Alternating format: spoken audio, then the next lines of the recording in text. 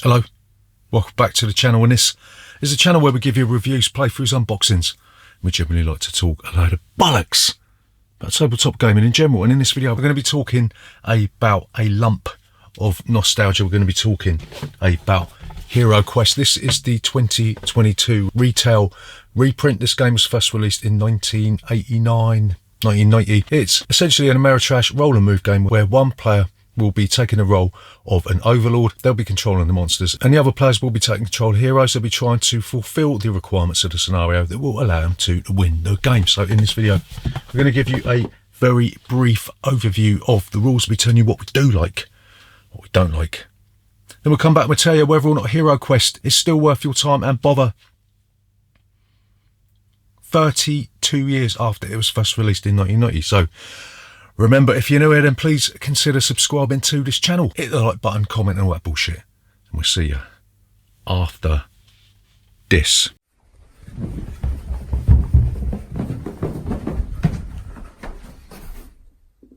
Bollocks. So, Heroquest. How'd you play this game? So, one player is going to take the role of, what's his name? I want to say Zargon.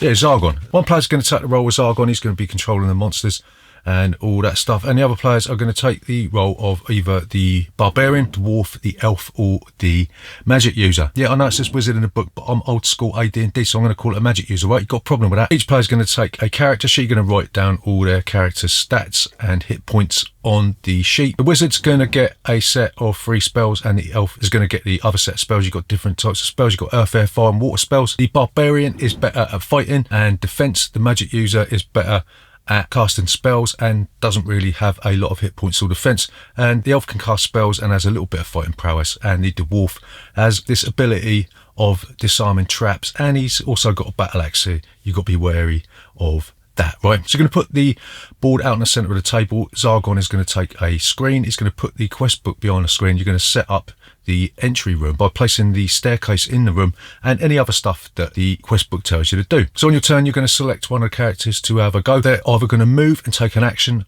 or they're going to take an action and move. When you move, you roll 2d6 and you'll move that number of spaces, right? Then you'll be able to take an action. You've got different types of actions. You can attack a monster that is adjacent to you but not diagonal. You can cast a spell. The elf or the magic user will choose one of their spells and you will cast it, and different spells have different types of effects. You can search for treasure. Tell Zargon that you want to search for treasure, and then you draw a treasure card and you'll keep the card, but you've got to be wary, right? Got to be very wary that you don't draw a wandering monster card, because that could mean that you're going to get your ass handed to you whilst you're searching for chocolate in the dungeon, right? So you can search for secret doors. You'll tell Zargon you want to search for a secret door, and then you'll find one if there's one there. You don't have to do anything, and that's a little bit weak, isn't it, really? But there you go. Next thing you'll do, you will search for traps. You've got to have a toolkit to do this. The dwarf doesn't have to have a toolkit, and then Zargon will tell you whether or not you have found a trap, and you'll be able to disarm it. If you don't search for traps and there's a trap there, then generally something nasty will happen to you. So the last thing you can do is you can disarm a trap, right? Like we said, you need a toolkit for this. There's different types of traps. There's pit traps, there's poison dart traps and all that sort of thing, you know, the general fare, basic D&D stuff. So if you attack a monster, then you will roll a certain number of attack dice. You'll be looking for skulls, and then the monster will roll their defense dice. They'll be looking for the monster's shields. Similarly, if the monster attacks you, you will have to roll a defense dice. The monster will be looking for skulls, and you'll have to roll the lion's head shields in order to fend off their attack. If you get down to 0 body points, then you'll die unless you've got a healing potion, or if you're the magic user, then you'll get to cast a healing spell if you've got one. But other than that, you'll die and you'll be out of the game, because there is player elimination in this game, right? So keep doing this, rolling and moving, wandering around the dungeon, discovering different rooms, dealing with the monsters in the room, and you'll be trying to fulfill the requirements of the scenario. And if you do that and you escape the dungeon through the staircase where you came in, then you will be the winner of Heroquest. So what do we like about Heroquest? So the first thing that we like about this game is it tells some pretty nice stories. Okay, you've got to make these stories up in your own brain. The game doesn't really provide you with much of a backstory or any sort of rolling commentary at all. It gives you a chunk of text at the beginning, very short text that Zargon's going to read to you, and after that you'll base it on your own, but you can still use the 3D furniture and the sense of exploration to construct a pretty nice story in your own head. Yeah, if you're used to D&D, you're going to be used to doing this anyway, right? So the second thing that we like about this is that it does have quite a nice upgrade system in between quests. As long as you found a load of cash or opened up some chests to get gold pieces, you can spend these gold pieces to upgrade your equipment. You might be able to find a spear that allows you to attack diagonally. You might be able to find a big purple helmet that allow, well, actually it's not purple because there's no colour in it, but in my mind it is actually purple, so this will give you 1 extra defend die, but it can't be worn by a wizard for some bizarre reason. Maybe wizards don't have veins going to their helmet. You might end up with the broadsword,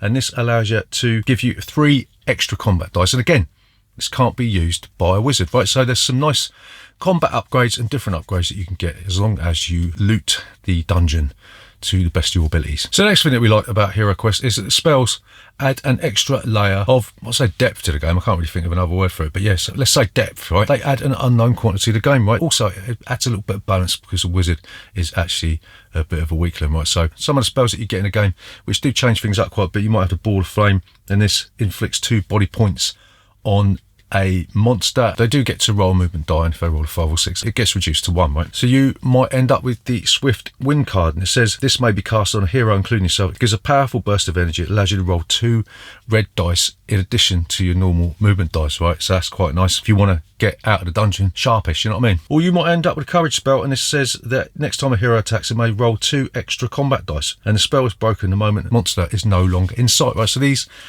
spell cards are actually quite useful. Zargon has his own dread spells as well, so they're quite nasty. You got to watch out for them, but they don't appear in every single quest. They're only specific to certain monsters, right? Yeah, so these spell cards, super. So the final thing that we like about Heroquest is there's quite a nice balance between character classes. You know, you've got the barbarian who's the big old grunt, and then you've got the wizard on the other end of the spectrum who's weak but bolstered by spells. And like we said, you've got the elf who's a bit of both, and then you've got the dwarf who's a little bit hard but he's a little bit nifty with his old fingers, right? So there's quite a nice balance of characters. Nobody feels like they're completely and utterly useless. Everybody seems to have a use, and that's really, really well. So what don't we like about Heroquest?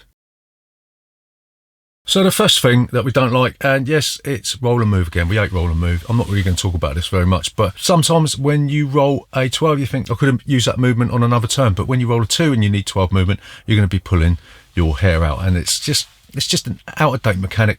Maybe there could have been some kind of card where you could bank movement or do something like that, but yeah, this is a 1990 game, so I suppose you could forgive it for that, but I'm into savagery and I'm not going to forgive the game for that. So roll and move sucks. So the second thing we don't like is the component quality is a little bit shit. The retail price for this in the UK is £100, well, it's £99.99. I don't know why everything ends in 99, but that's not a point. The point is that the box is absolutely bloody huge. Right, have a look.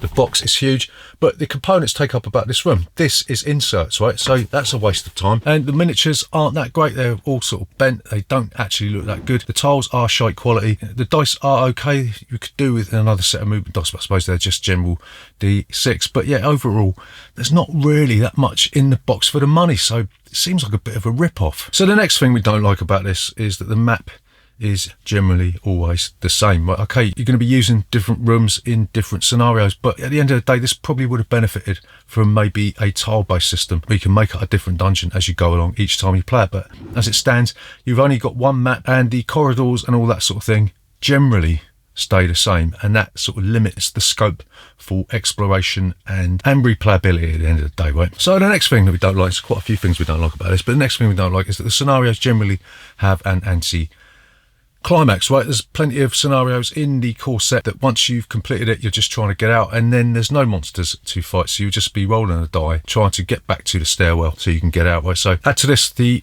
fact that a lot of the locations in the dungeon don't actually have anything linking them to the scenario. So if you take a wrong turn or you take a right turn, you might end up going to the part of the map where the person you've got to rescue is located, and the rest of the map actually doesn't mean anything. So if you go one way, you might add an extra hour to the game just searching around doing nothing, but if you go the other way, then the game will be shortened by an hour, but you'll miss out on a load of money, right? So it's a little bit wonky in that respect. So the final thing And the thing that I probably hate the most about this, because I'm generally the one who plays the Dungeon Master type character in these types of games, yeah, is that Zargon's turns don't mean anything. You don't actually do anything, especially when there's no monsters on the board or the characters have killed all the monsters. Then Zargon's turns are just a matter of doing absolutely nothing, or maybe just moving a monster, rolling a couple of dice. You don't actually get to do anything because the scenario takes control of most of the options. So playing Zargon is a little bit shit. So to summarise, is Heroquest still worth your time and bother 32 years after it was first released?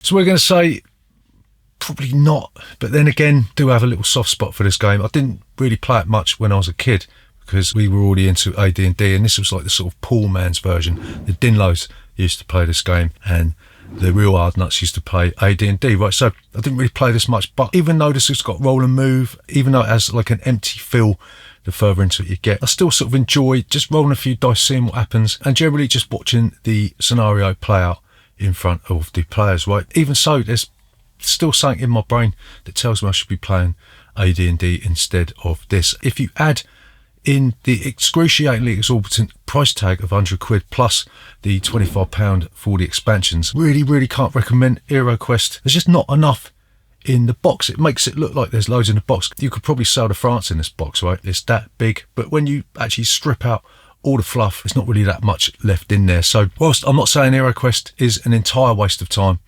then it probably is an entire waste of time. So there you go, that's Heroquest. Remember, if you are new here, then please consider subscribing to this channel. Leave a comment in that section down below, hit the like button and all that bollocks, and we'll see you next time.